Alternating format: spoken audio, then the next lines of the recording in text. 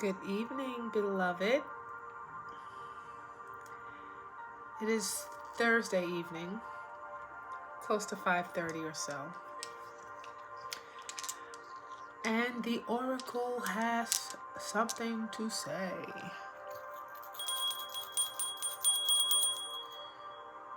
So, my downloads of lately have been to give a word of admonishment in regards to releasing toxic energies.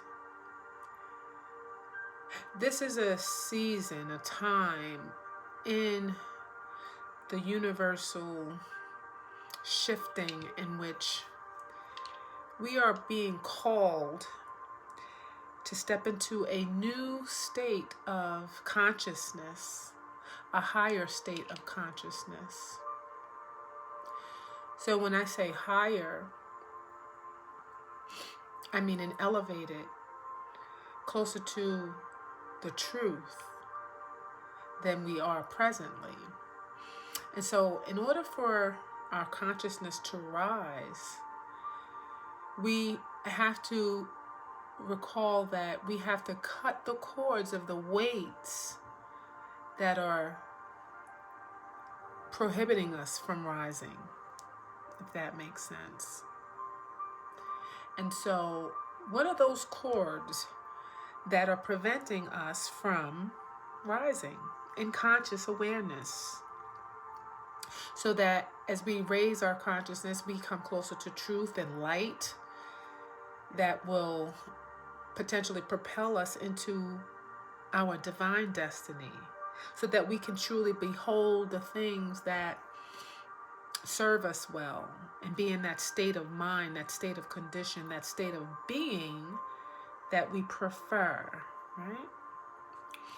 So there are many things that any one of us can have holding us back. But whatever those things are, they are issues of the past. Whether it be, the loss of someone significant in our trajectory, or even more so, I find that it's not so much that, but it's the stories that we tell ourselves and the stories that we continue to perpetuate of old narratives, old occurrences, old states and conditions that oppressed us as individuals and ancestrally. We have to cut away the cords of discord. We have to cut away the cords that are distorted, the distorted narratives, the distorted sense of self and sense of culture. My particular assignment and North Node task was to come and to learn and to be a master in being unbiased, being humble, and to also be detached. When I discovered that that was my assignment, that was the lessons, those are the lessons that I needed to learn based on my time and space of when I entered into this earth plane, my astrology chart and code. I wasn't surprised because I've just innately been an unbiased person, and I can recognize that I have that trait to be detached. I understood that assignment when I was a young child, because my grandmother and those that went before me, my grandmother, my great aunts and such, they suffered a lot of loss in terms of losing children.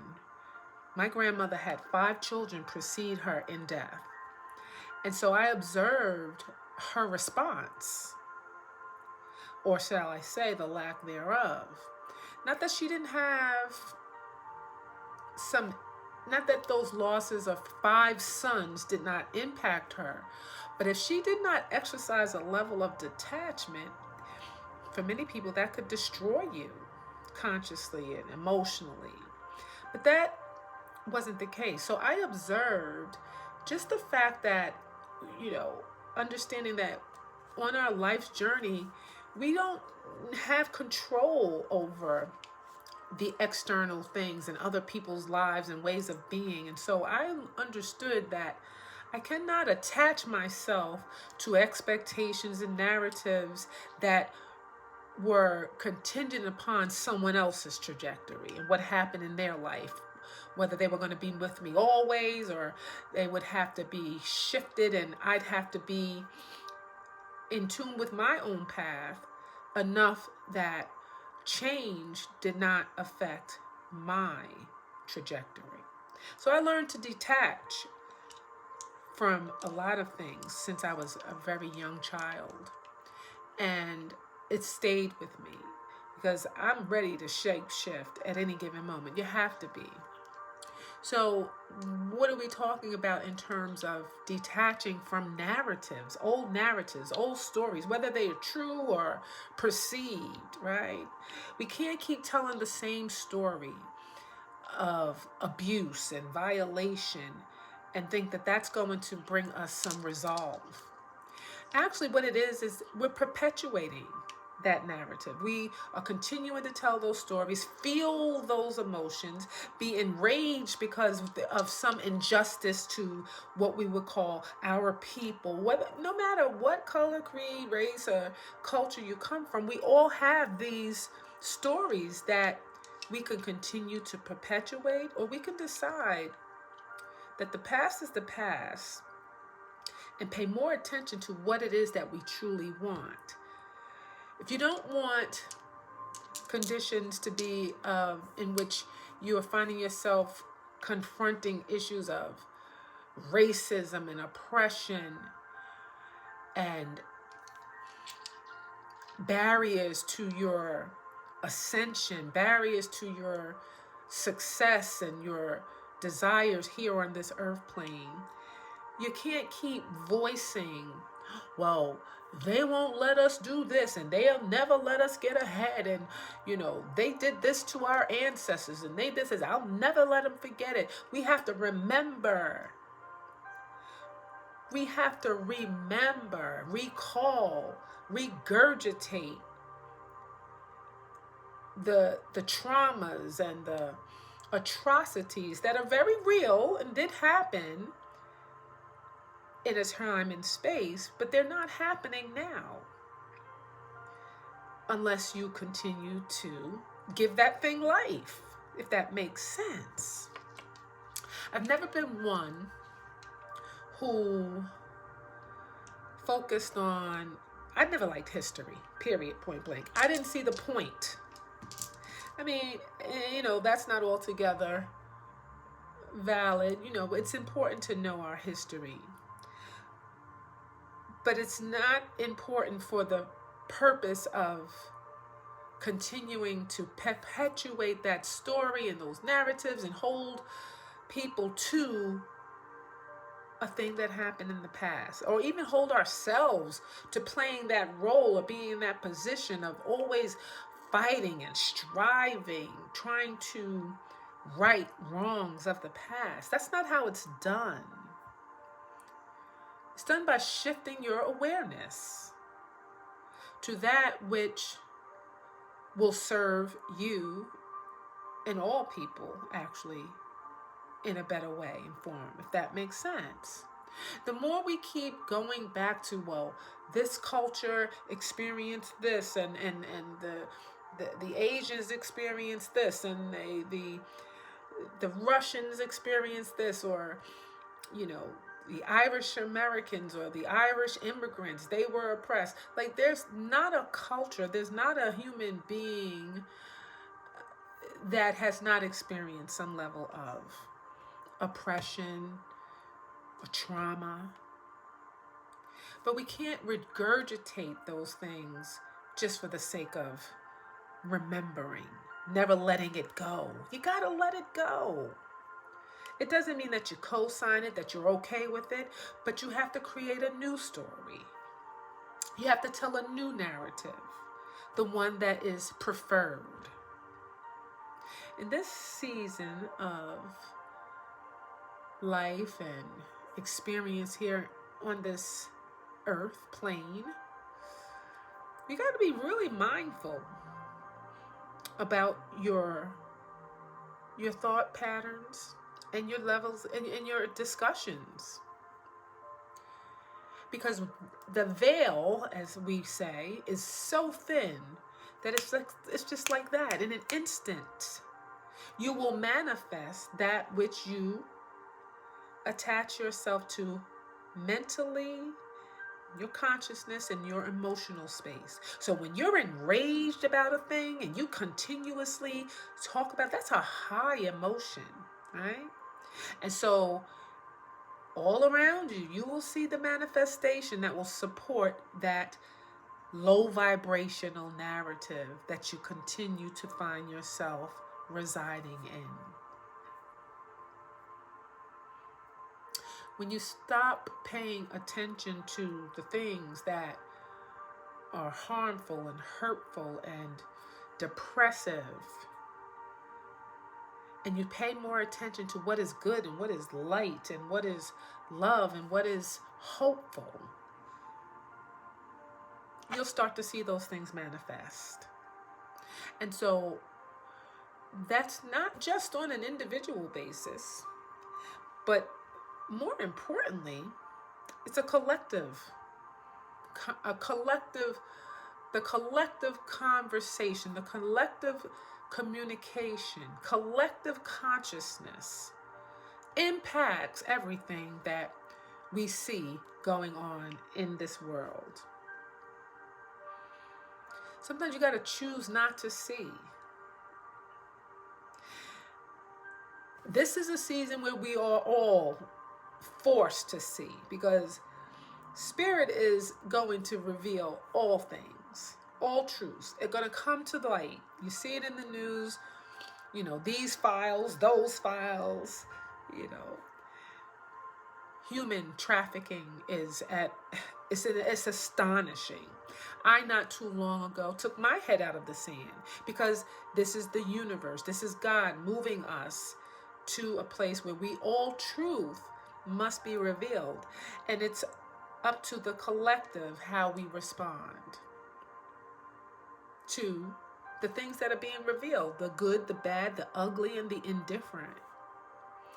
Detachment is very useful, because as an observer, I get to, I'm a human being and I feel, and I'm a very empathic person.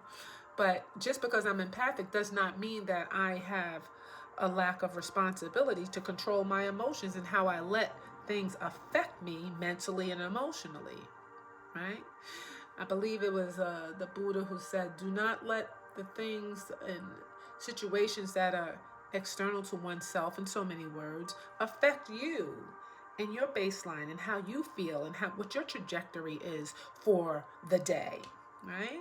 Someone else's opinion, someone else's perspective.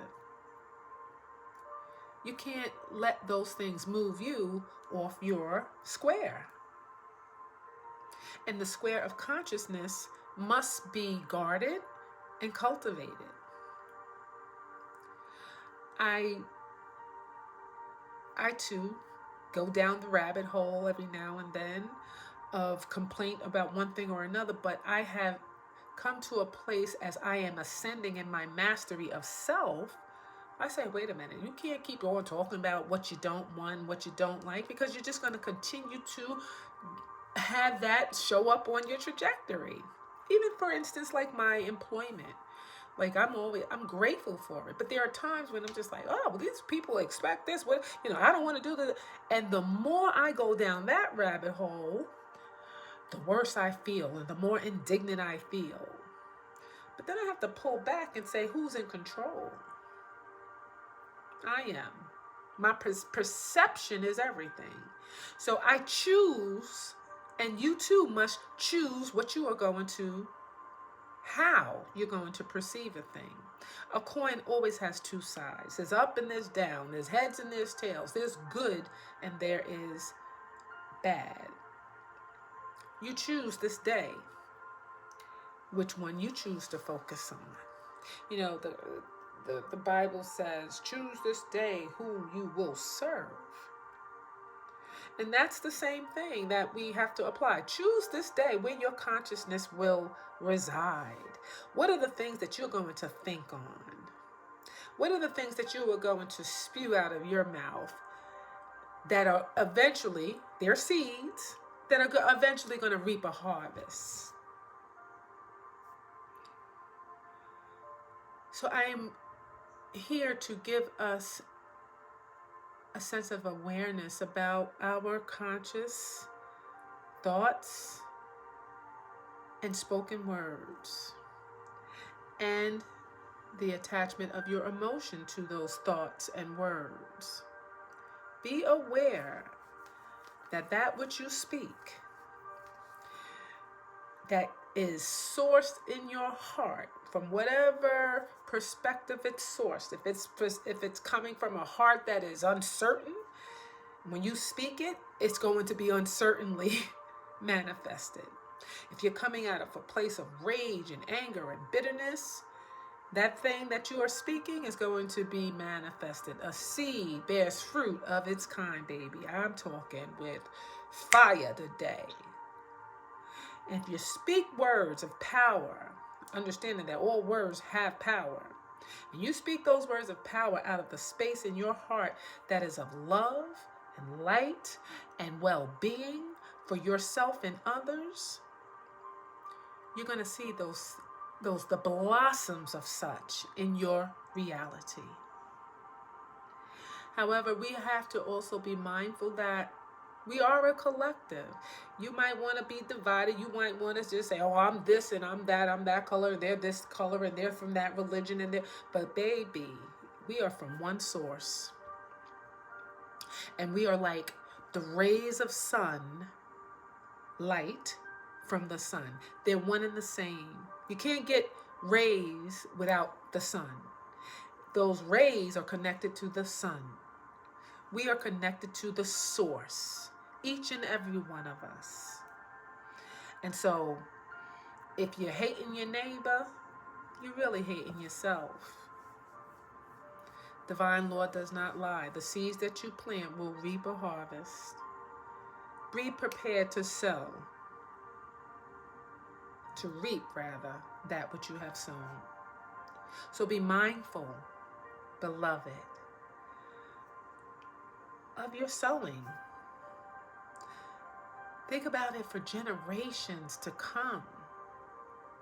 Right now we have an opportunity to heal the wounds, our own internal wounds of the wounded child, and the wounds of the ancestors, and the wounds of those that are to come if we get it right now. Chosen ones, you are here to do a work, and we're doing it. I know I am. And my spiritual team and ancestors continuously confirm that, Althea, you have done well. Let us all join forces to do well so that we can bring forth healing on this planet. No matter what it looks like, you know, and what it looks like is that Babylon is truly falling. Finally, Babylon is falling. And the good news is that when Babylon falls, when we see these things, these systems, world systems collapsing, baby, we should be rejoicing and becoming glad in our hearts and in our conversation with great expectation that the righteous are going to rise. I'm sure of it. You got to know it in your heart, believe it, and speak that, which be not as though it were. With that, namaste. Guard your tongue, guard your heart, and guard your consciousness. We will vacillate, but you're the master of your being. That's what you came here to do. Master yourself. Don't let your lower self, your ego, your flesh, that which is attached to this world, rule and override the divine consciousness. Let your higher consciousness prevail in all things. Peace and blessings. Please like, share, subscribe, and share this content. And comment and affirm that you are going to be more considerate of your conversation. Love you.